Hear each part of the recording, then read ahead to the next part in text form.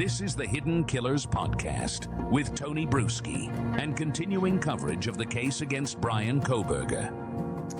There's some big stuff coming out in the case against Bryan Kohberger. In fact, if you're watching this today as we are dropping it, it's going to be this evening. There's some big things coming up against Bryan Kohberger, at least Friday night. Again, Friday the 9th. Of May 2025 is when it's going to drop, and there's a lot in it. I heard about it yesterday. I got a text from the producer, and I was like, oh, this is going to be interesting.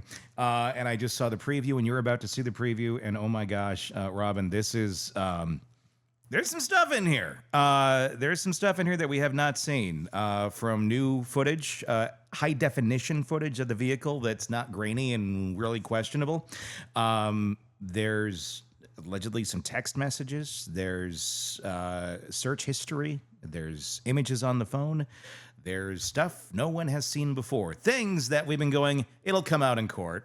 Well, as things do here in the United States, they come out on Dateline first. Right. and here is a little preview of what you're going to be seeing, and we'll discuss some of this on the other side. This is Dateline, going to be airing on Friday the 9th, 2025. Keith Morrison reporting. Let's take a look.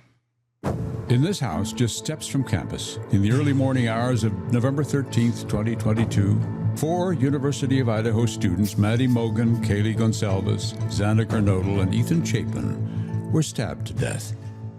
Their accused killer, Bryan Kohberger, faces trial this summer. He's pleaded not guilty.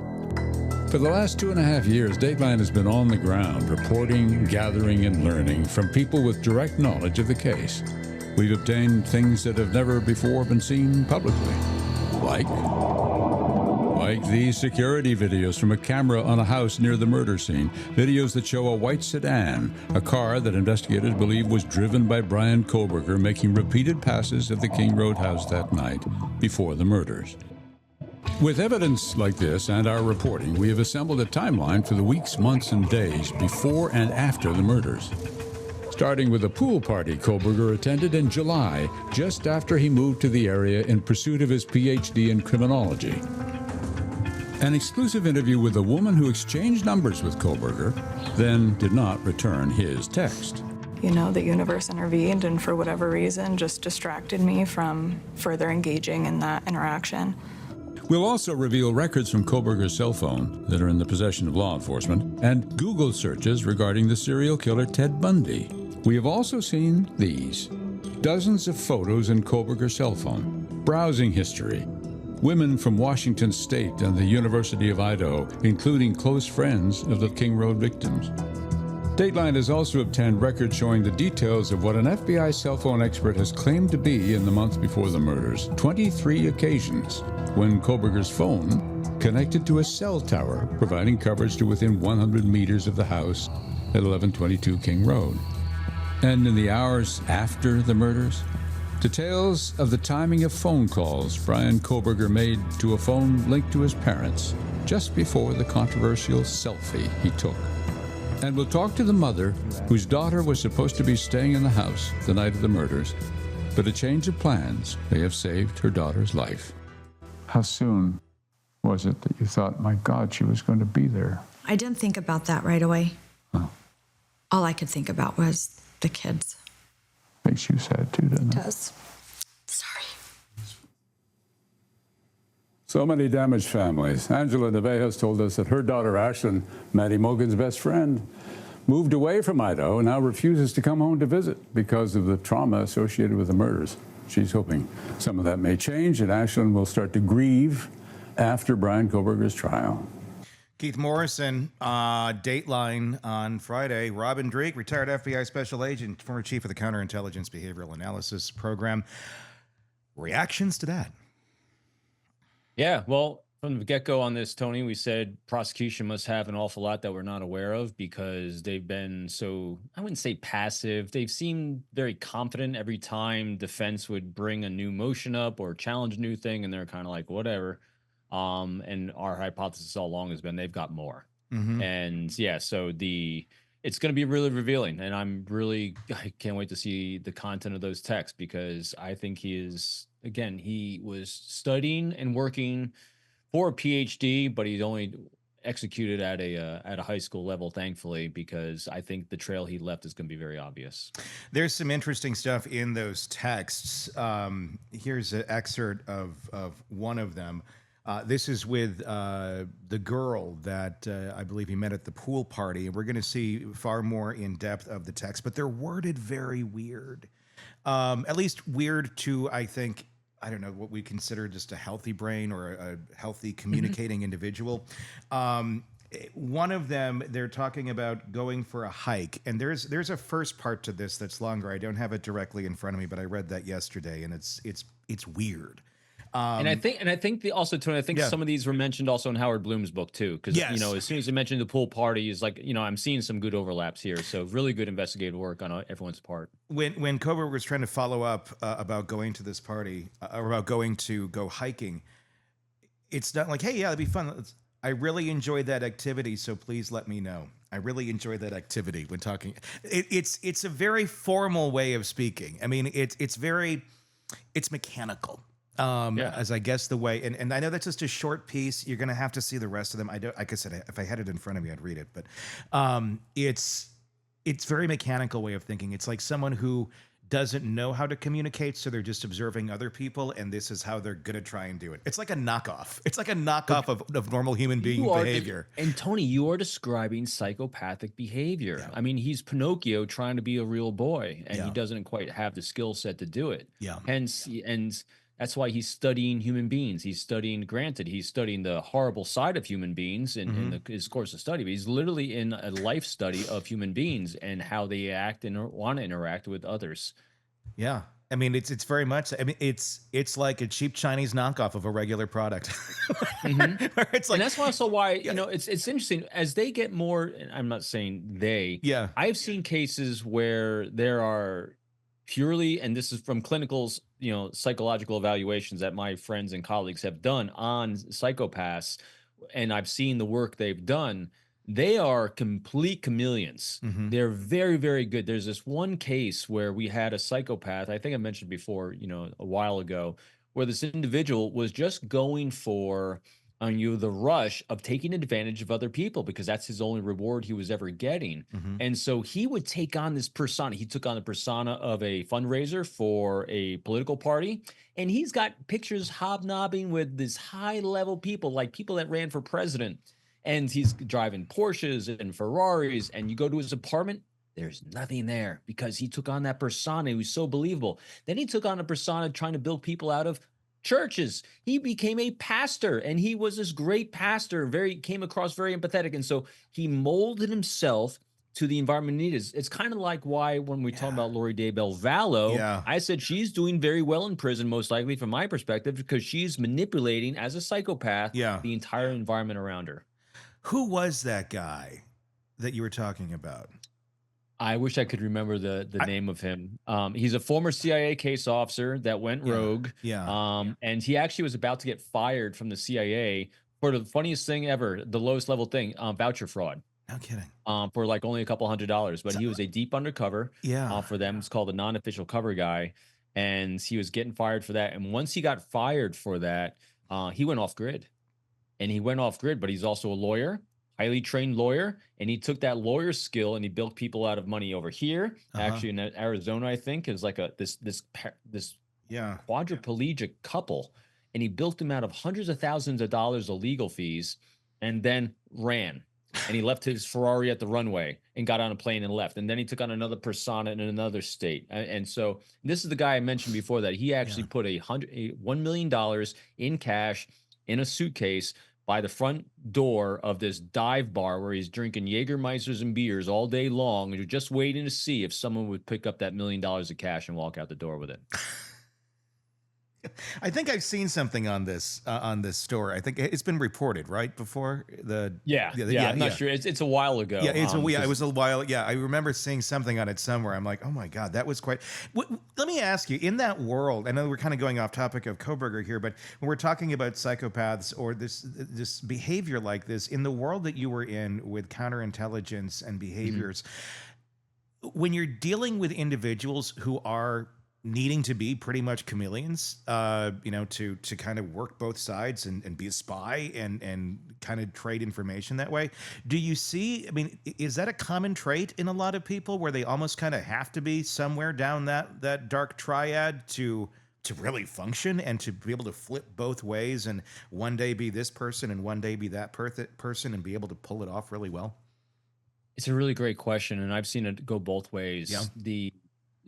I've seen some organizations and agencies, both domestically and abroad, hire their intelligence collectors and their overseas intelligence collectors, like the CIA does.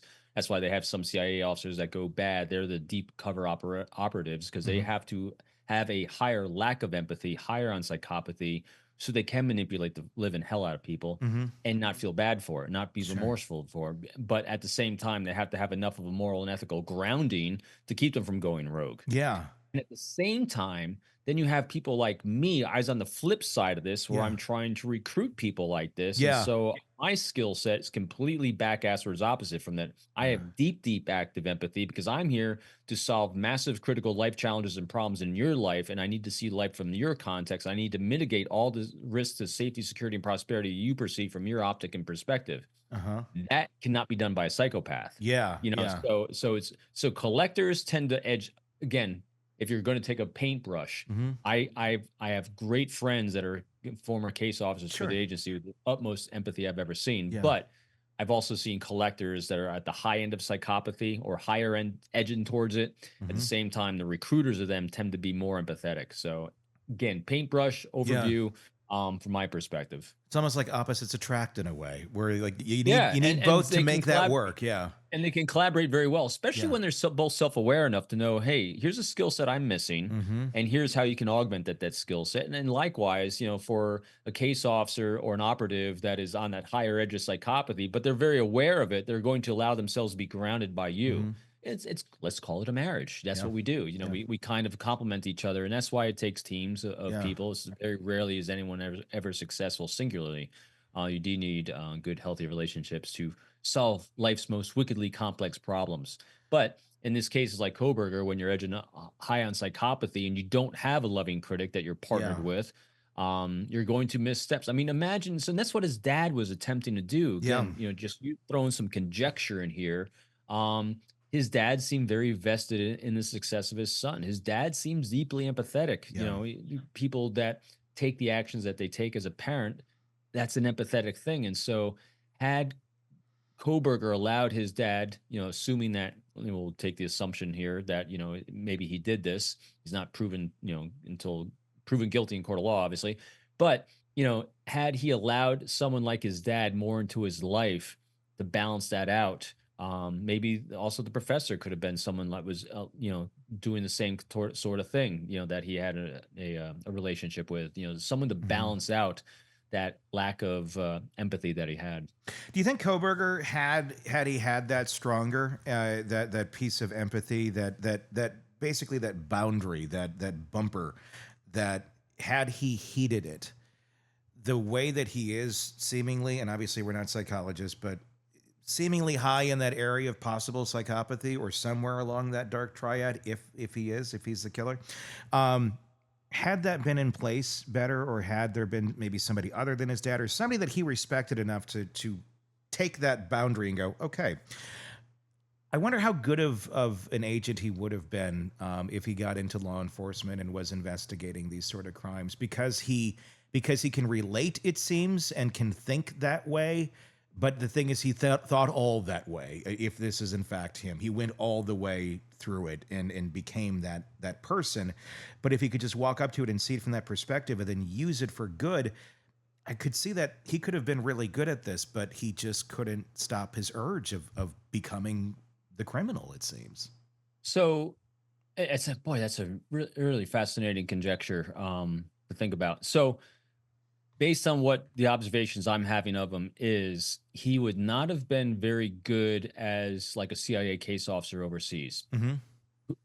Because they have to recruit their own sources. So the types of operatives that go overseas to gather intelligence through other human individuals, like cooperations by recruiting, deep-rooted sources and everything, requires also a deep level of empathy. The case officers that did those work, especially in denied areas like Russia, China, in the Middle East, recruiting, people that are terrorists and flipping them to our side and that requires deep levels of empathy.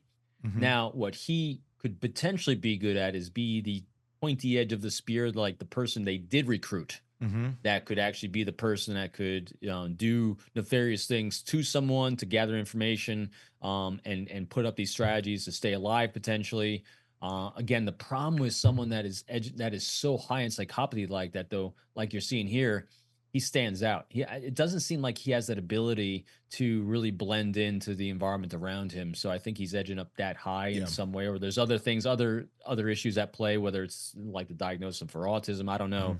But he's not a very functional. He's not a good predator, obviously, because he really stood out in all his behaviors. And so those are elements that also play into these things. Some of the stuff that it looks like they're going to be revealing on Dateline, a lot of things that we have been talking about, a lot of things we've been suspecting. Those texts are going to be interesting. I think it's going to just show more awkwardness that we've seen. But what I'm really curious about is the images that are on his phone, and we've been talking for a while.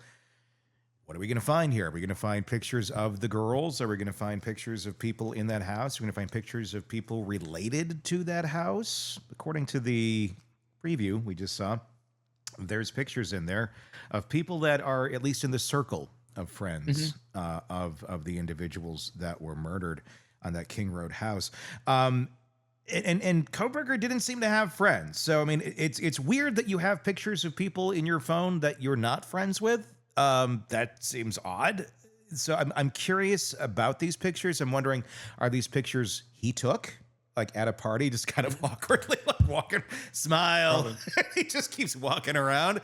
Or are these pictures that he took from other people's social media and then saved on his phone and then was kind of looking at those and ruminating on those? What do you think we're going to see there?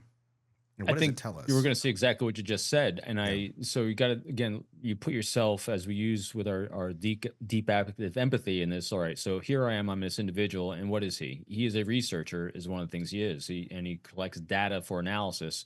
So a lot of times I'd imagine he's going to have a lot of social pictures in here. He's going to have a lot of things from events he may or may not have attended, whether it's through someone else's cell phone or his own. For what purpose? Study. He needs to understand and look at what does people's behavior in these situations look like. He's learning how to try to blend in. And so because he doesn't feel the same emotions of these people around him, so he's trying to study what these emotions are.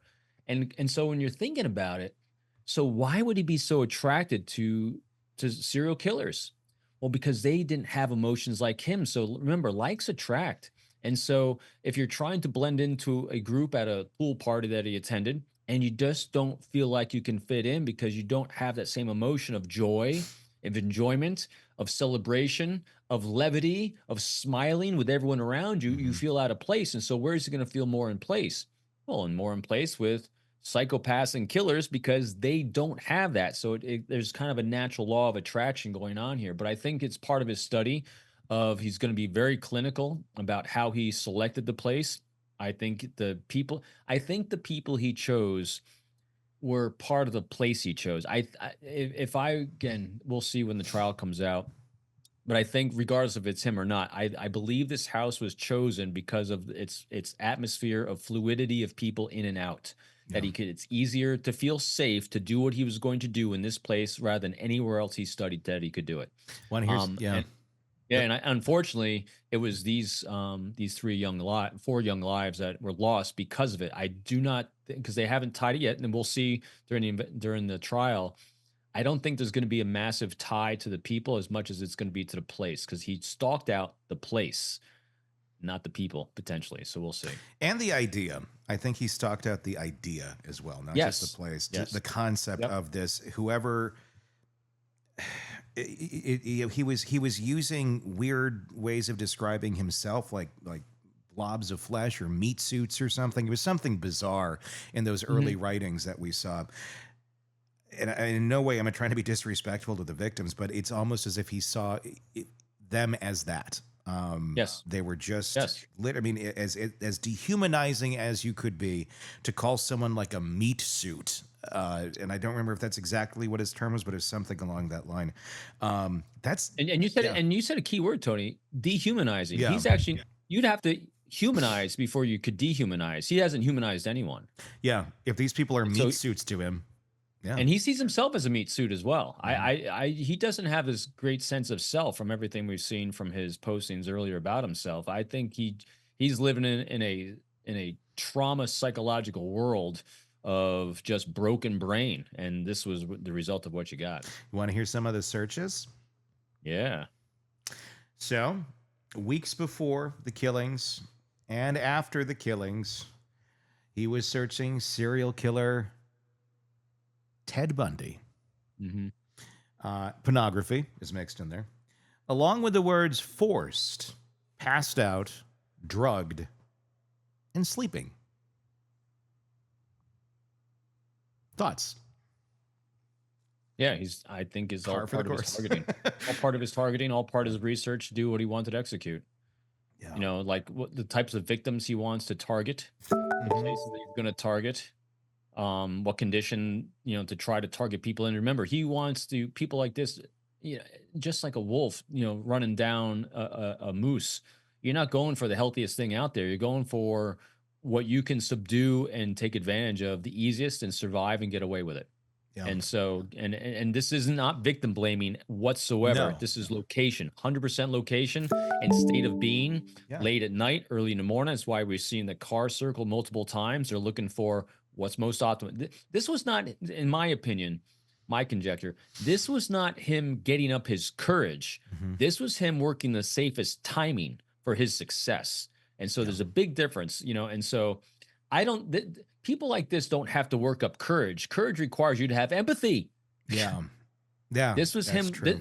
like a wolf doesn't have to work up its courage to take down a deer.